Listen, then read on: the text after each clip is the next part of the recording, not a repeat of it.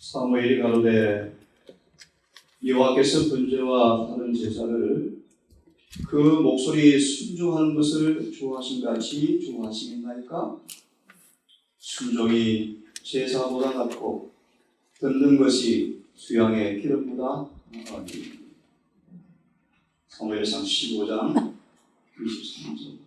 이는 거역하는 것은 사술의 죄와 같고, 사술은 마술을 가리킵니다. 마술이요. 완고한 것은 사신, 죽은 우상에게 절하는 죄와 같고, 그러므로 왕이 여호와의 말씀을 버렸으므로 여호와께서도 왕을 버려 왕이 되지 못하게 하셨나이다. 하나님이 사울을 이스라엘 요구에 따라서 왕이 되도록 허락하셨습니다. 하지만 29절을 보면 하나님께서 후회하시죠. 내가 사울을 왕을 삼았음을 후회하노라 라고 말합니다. 29절에 보면은 하지만 이렇게 말씀하십니다. 이스라엘의 지존자께서는 거짓이나 변개함이 없으시니 그는 사람의 아이심으로 결코 변개치 아니하십니다. 백성들의 요구 앞에 사울을 선택해 두었지만 하나님은 본문의 말씀 보시면 그가 순종치 아니함으로 후회하여 왕을 삼았으므로 후회하여 다윗을 새로 왕으로 삼습니다. 오늘 말씀을 드리는 까닭이 있습니다. 인간의 후회와 하나님의 후회는 어떨까요, 여러분? 참고로 불려와 선지자 630페이지를 좀 보면서 선택된 백성을 우리 이어서 함께 보려고 합니다. 이스라엘처럼 우리를 하나님께서 마지막 교회로 선택하셨습니다. 제사와 예배와 복음과 율법과 수많은 빚을 입당하셨습니다. 유대인처럼요, 어쩌면 사울처럼요. 하나님께서 사울을 왕으로 삼으신 것을 후회하신다라고 말합니다. 그 말 의미를 한번 좀 보려고 합니다. 630페이지 말씀입니다. 원문의 페이지요. 630페이지라는 원문 페이지 바로 옆에 이런 말씀이 있습니다. 내가 사울을 세워서 왕을 삼은 것을 후회한다. 왜냐하면 그가 돌이켜서 나를 쫓지 아니하며 내 명령을 이루지 아니하였습니다. 사무엘은 사울을 참 사랑했나 봅니다. 읽어보시면 사무엘이 밤새도록 슬퍼서 울었답니다. 사무엘이 크게 슬퍼하여 밤새도록 하나님 그 선고를 철회해 주면 어떻겠습니까? 라고 울고 기도하였다. 우리 모두를 주님께서 예수님 안에서 선택하셨어요. 택하심을 받을 모든 조건하에 우리를 두셨습니다. 사울의 경험을 여러분 비춰보시면서 마음에 한번 깊이 자각해 보기를 바랍니다. 하나님의 후회는 인간의 후회와 같이 아니하다. 이스라엘 지존자는 거짓이나 변개함이 없으신 그는 사람의 아니심으로 결코 변개치 아니하십니다. 인간의 후회는 마음의 변화를 의미하지만, 그죠? 마음이 참 많이 바뀌죠. 얼마나 세상에 우리가 자주 바뀌고 쉬워집니까? 하지만 하나님의 후회는 마음의 변화가 아니라 환경의 관계의 변화를 의미합니다. 사실 원래 하나님께서 사울을 선택하지 않았죠. 마저 못해 허락해 주었죠. 하지만 하나님은 사울에게 그럴지라도 선택하기 위해서 할 일을 다 하셨어요. 승리의 감동도 주었고 빛도 주었고 은혜를 다 주었어요. 하지만 사울은 거역함으로 택하심을 떠나가게 되었죠. 인간은 하나님의 은총을 받을 수 있는 조건에 응함으로 하나님께 대한 자신의 관계를 변화시킬 수도 있고 또 자신의 행위로서 자기 자신을 은총을 받을 수 없는 곳에 둘 수도 있다. 다시 말하면 사울을 허락하여 택하신 까닭은 이런 조건이 있다는 것입니다. 여호와께서는 어제나 오늘이나 영원토록 동일하시고 사울을 통한 하나님의 승리 역사는 우리에게 실물 교훈으로 와 있습니다. 아까 서두에 보았습니다. 하나님은 번제와 제사보다 뭘 원하신다고요? 순종을 원하신다. 맞습니다. 어제나 오늘이나 영토록 통일하시다. 사울이 불순종함으로 인하여 하나님과의 관계를 스스로 끊었으나 하나님께 간합받을 조건을 여전히 하나님께서 맞았습니까? 변치 않으셨다. 언제도 회개하고 돌아오면 뭐합니까? 가능할까요? 가능하다는 것입니다. 하나님의 요구는 여전히 동일했다. 하나님은 변함도 없으시고 회전하는 그림자도 없으신 까닭이었다. 그래서 사울에게 또 기회를 주죠. 또 줍니다. 또 사울은 뭐합니까? 또 자존심을 내세우죠. 유대인들은 소망을 돌아오기 위해서 선택된 백성입니다. 하나님께서 떠나게 되었다고 말합니다. 왜 유대교의 제사 제도와 예법과 복음과 율법과 선지자를 왜 주었습니까? 제사 제도를 왜 그들에게 주었을까요? 슬프게도 시대 소망의 부분을 보니까요, 유대인들이 하나님에게서 떠나버리자 제사 제도에 대한 의미를 교훈을 많이 잊어버렸다. 예를 듭시다. 안식일을 우리 왜 지킵니까? 왜 지킵니까? 의례적으로 지키는 형식적 안식일은 아무런 의미가 없어요. 본론을 저희면 하나님과 상관계를 누리는 안식 예배가 아니면 아무런 의미가 없습니다. 본문을 보세요. 유대인들이 하나님에게서 떠나버리자 제사 제도를 주신 목적의 교훈을 잃어버렸다. 비관한 자로 올라 건강계의 기별도 의미를 다 상실해버렸어요. 건강계의 기별은 요양원 만들어서 환자 고치는 기별이 아니에요.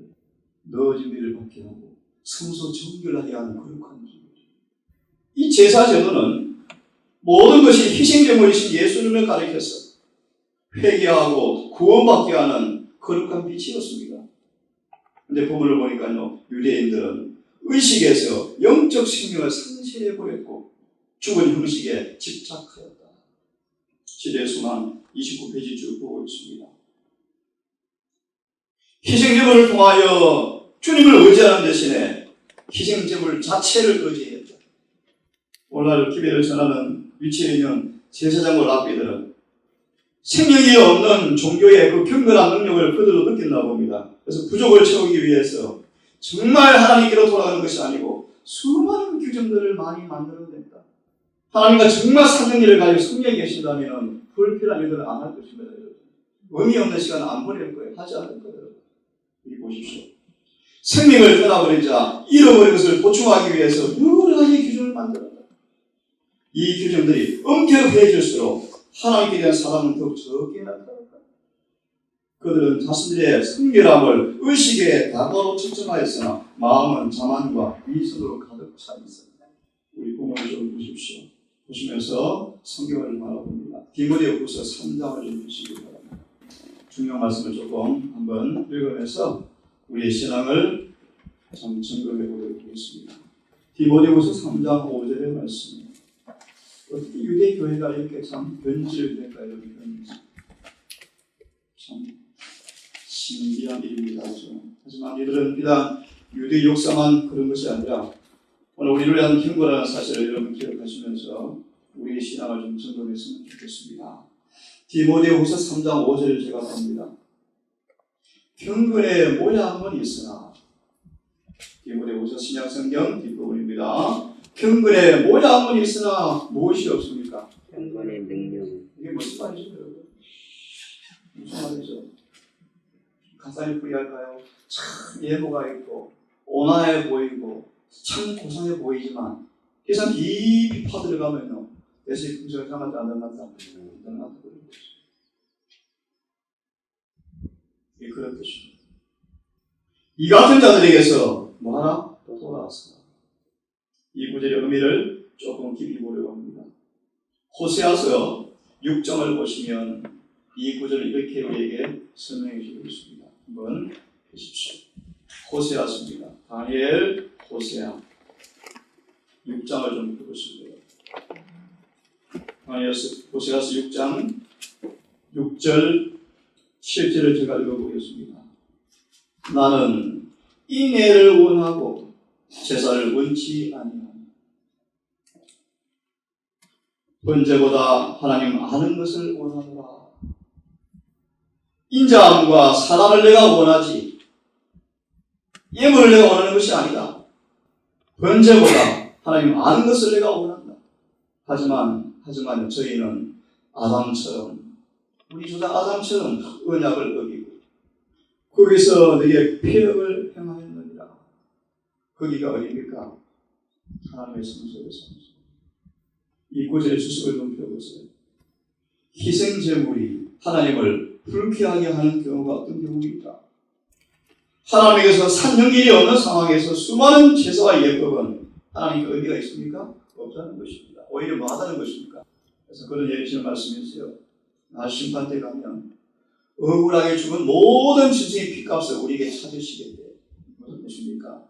유대인들이 수많이 짐승을 죽여 제사를 드렸습니까? 뭐 없이요. 진짜 경건 없이, 진짜 참회와 회개 없이. 한번 읽어보겠습니다. 유대인들이 그 많은 희생제물들과 얼마나 수많은 양들이 죽었겠습니까? 제물들과 죄를 진정으로 회개하지 않은 속죄의 제물의 피는 하나님을 언제나 불쾌하게 한다. 그는 미가를 통해 말씀하시기를 내가 무엇을 가지고 옆에 나아가서 높으신 하나님께 경배할까? 내가 번제물을 1년에 소화제를 가지고 그 앞에 나아갈까? 여호와께서 천천의 수양이나 만만의 강수 같은 기름을 기뻐하실까? 내 그물을 인해서 내 마다들을 내 영혼의 죄를 위해서 내 몸에 열매를 드릴까? 사람아 주께 선한 것이 무엇임을 내가 보이셨나니 여호와께서 내게 구하시는 것은 오직 공의를 행하며 겸손히 내 하나님과 함께 행하는 것이 아니냐. 값비싼 예물과 경건의 모양으로는 하나님의 은총을 받을 수가 없다. 하나님의 자비를 얻으려면 통회하는 정신과 진리의 빛에 열려있는 마음, 동료 인간에 대한 사랑과 동정, 그리고 탐욕과 이기심 때문에 받게 되는 내모를 거절하는 정신이 필요하다. 제사장들과 위정자들은 하나님의 은총을 입는데 필수 요건인 이런 정신이 없었다. 그래서 그들의 가장 값진 예물과 화려한 의식은 하나님 보시기에 한낱 가정한 것에 불과합니다. 하나님께서 한 일을 선택하셨는데 때가 참에 그분이 오시기 전에 유대의 교회가 이렇게 편지를 했습니다. 그 다음에 보시면 한 사람도 그분의 사명을 이해하고 초림을 기다리는 사람을 찾아볼 수가 없어요. 다음에 보겠지만 예수께서 안식에 교회에 왔습니다. 교회에 오니까 마음이 따뜻해요. 왜요? 예배가 아니에요. 여러분 예배의 본질이 뭡니까? 성전 정결을 보시면 나와요. 예배의 본질은 하나님과 많은 것을 연결시키는 고리이다. 이 예배. 하나님과 연결시키는 고리가 없는 예배는 예배가 아니에요. 모임이 없고 하나님과 개인적인 kinh 의 삶이 없다면 다른 것이 무슨 소용이 있겠습니까? 아무것도 없어요. 또 한 말씀을 좀 더 보겠습니다. 요한복음 8장을 좀 보겠습니다. 이것도 아주 우리에게 정수를 찌르는 귀한 말씀이라고 생각이 들었습니다. 요한복음 8장 31절부터 38절의 말씀인데요. 제가 좀 성경을 읽겠습니다. 요한복음 8장 31절 38절까지를 읽겠습니다. 요한복음 8장 31절. 그러므로 예수께서 30절을 먼저 봅니다. 이 말씀을 하심에 많은 사람이 예수를 믿더라. 하지만 그러므로 예수께서 이제 자신을 믿는 유대인들에게 말씀하시죠.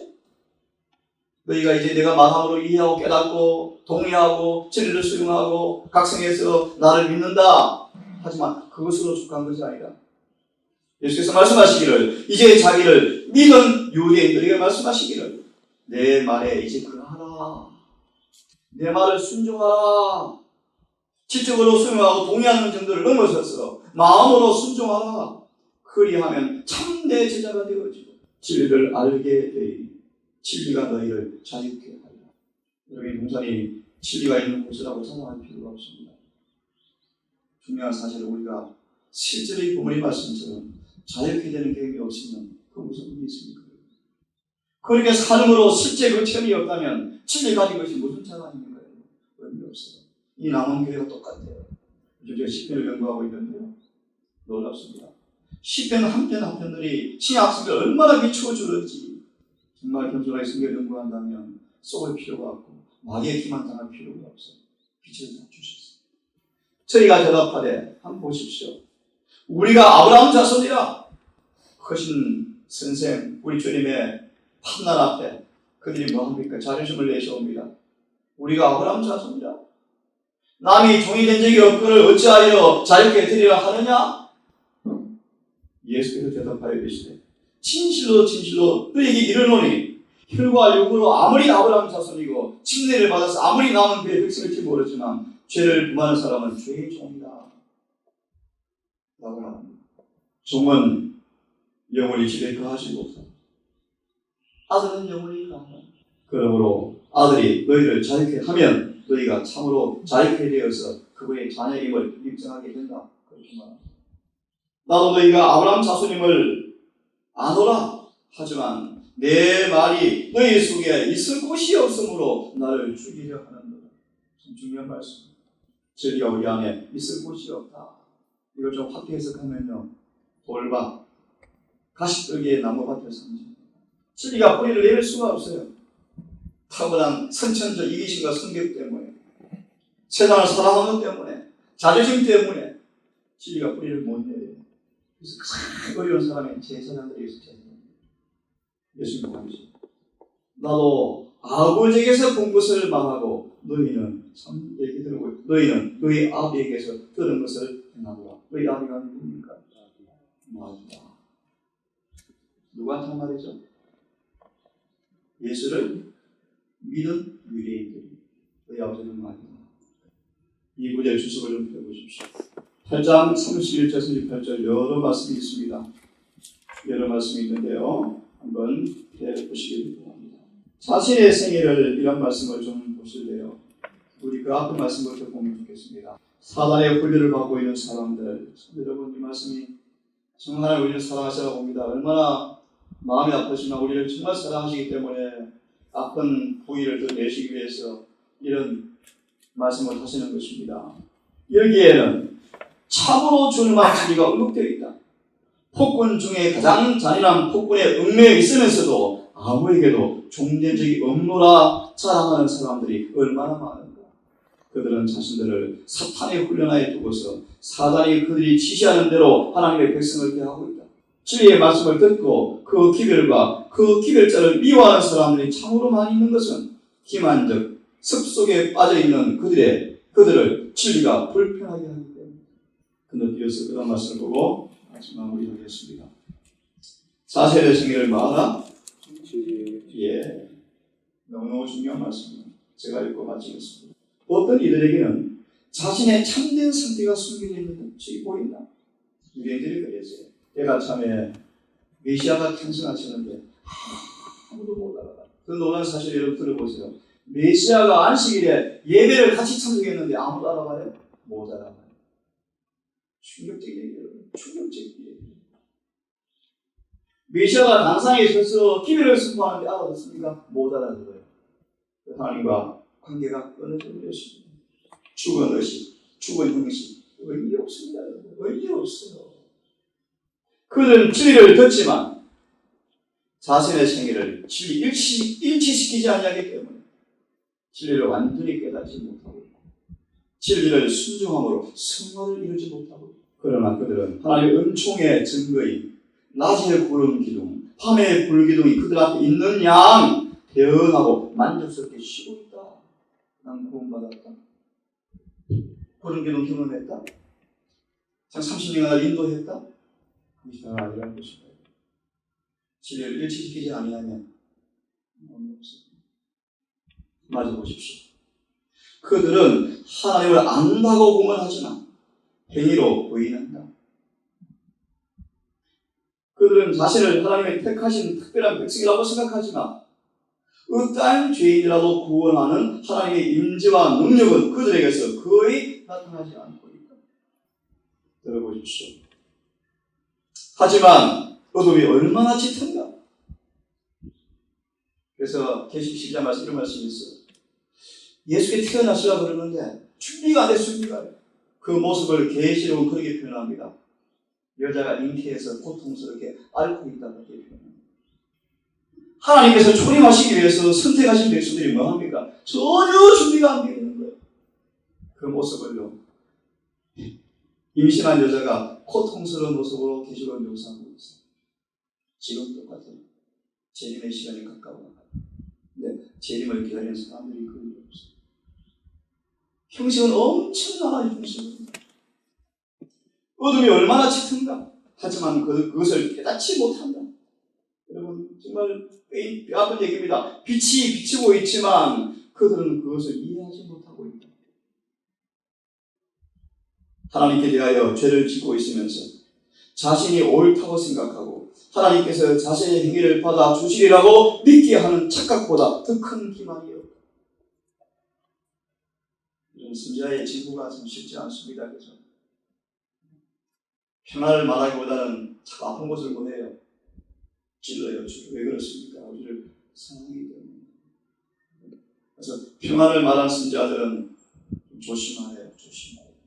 그들은 경건의 모양과 그 안에 담겨진 경건의 정신과 능력을 구별하지 못하고 있다. 그들은 가난하고 비참하여 눈물고 벌거벗으며 누구를 말하는 것입니까, 여러분? 라오디가 교회예요. 모든 것을 필요로 하고 있지만 스스로 보유하여 필요한 것이 없다고 생각하고 있다. 영적인 사물에 있어서 아무런 노력도 기울이지 않으면서도 그리스도를 따르느라고 공헌하는 사람들이 있다. 세상 사업에 있어서는 무슨 사업이건 노력을 아끼지 않으면서 그 목적을 달성하고자 하는 야망을 보이고 바라던 목표를 실현하면서도 영적인 사업에 있어서는 모든 것이 위기에 처해 있으며 그들의 영원한 행복이 그들의 성공에 달려 있음에도 불구하고 그들은 마치 도덕적 존재가 아닌 것처럼 또한 다른 사람이 그들을 위해서 목숨을 걸린 경기를 하고 있으나 그들은 결과를 기다리고 있는 것 외에는 아무 할 일이 없는 것처럼 무관심하게 행동하고 있다. 이렇게 선택된 교회가 이렇게 바뀌어 있었습니다. 오늘 여러분 우리를 부르시고 택하신 주님의 말씀 앞에 정직하게 우리 주님 앞에 헌신하기를 간절히 바랍니다. 기도합시다.